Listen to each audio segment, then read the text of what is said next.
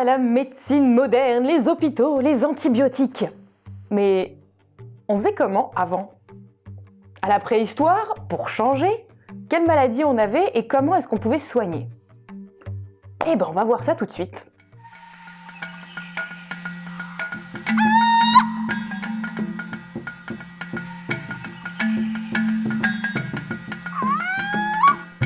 C'est pas facile de retrouver les maladies de nos ancêtres. Seules celles qui ont laissé des traces de leur passage sur les os et les dents sont connues aujourd'hui.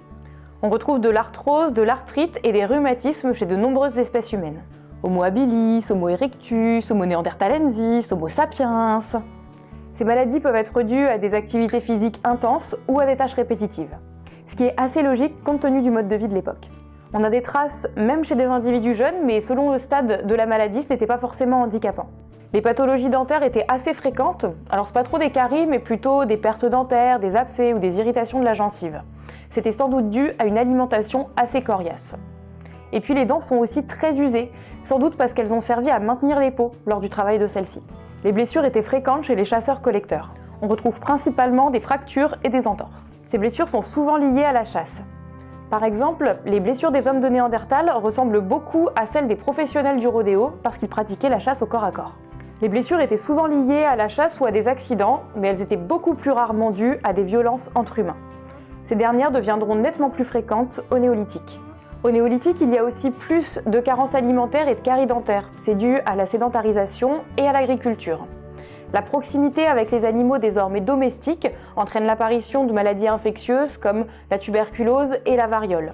Et enfin, la concentration de populations sédentaires entraîne l'apparition d'épidémies comme la peste, le choléra et la lèpre. C'est sympa le néolithique.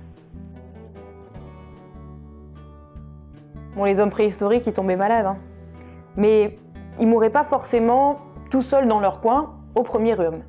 On a quelques traces de pratiques médicales et on sait aussi qu'il y avait de la solidarité au sein des groupes.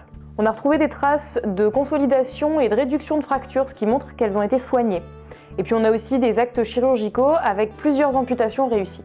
Les hommes de la préhistoire connaissaient très bien leur environnement, donc ils ont pu utiliser des plantes pour se soigner et aussi de l'ocre pour ses propriétés antiseptiques. Dans du tartre dentaire, on a retrouvé des traces d'achillée millefeuille et de camomille, des plantes aux propriétés anti-inflammatoires, cicatrisantes, calmantes et digestives. Un homme de Néandertal souffrant d'un abcès dentaire et de parasites intestinaux avait consommé des bourgeons de peuplier contenant de l'acide salicylique, de l'aspirine naturelle et des moisissures contenant du pénicillium. Donc à la préhistoire, on s'est soigné. Bien sûr, certains ont dû succomber à leurs blessures ou à leurs maladies et d'autres ont pu rester plus ou moins invalides. Mais ils n'étaient pas abandonnés pour autant. Les personnes qui n'étaient plus aptes à participer à toutes les tâches restaient quand même au sein du groupe. En revanche, on ne sait pas quelle était leur place dans ces sociétés. Par exemple, on a l'homme de la Chapelle aux Saints. C'est une sépulture néandertalienne qui a été découverte au début du XXe siècle. Le squelette a été étudié et utilisé pendant longtemps pour représenter les Néandertaliens comme des hommes-singes primitifs et voûtés. On s'est rendu compte depuis qu'il s'agissait d'un vieillard d'une cinquantaine d'années perclus de rhumatisme qui avait vécu malgré son invalidité au sein de sa communauté. L'étude des maladies de nos ancêtres est aussi utile pour mieux interpréter leurs ossements. Au Paléolithique, la vie était sans doute pleine de dangers, liés à la chasse, aux animaux sauvages et aux déplacements réguliers. Au Néolithique, c'est plutôt la malnutrition et les maladies infectieuses qui posent problème.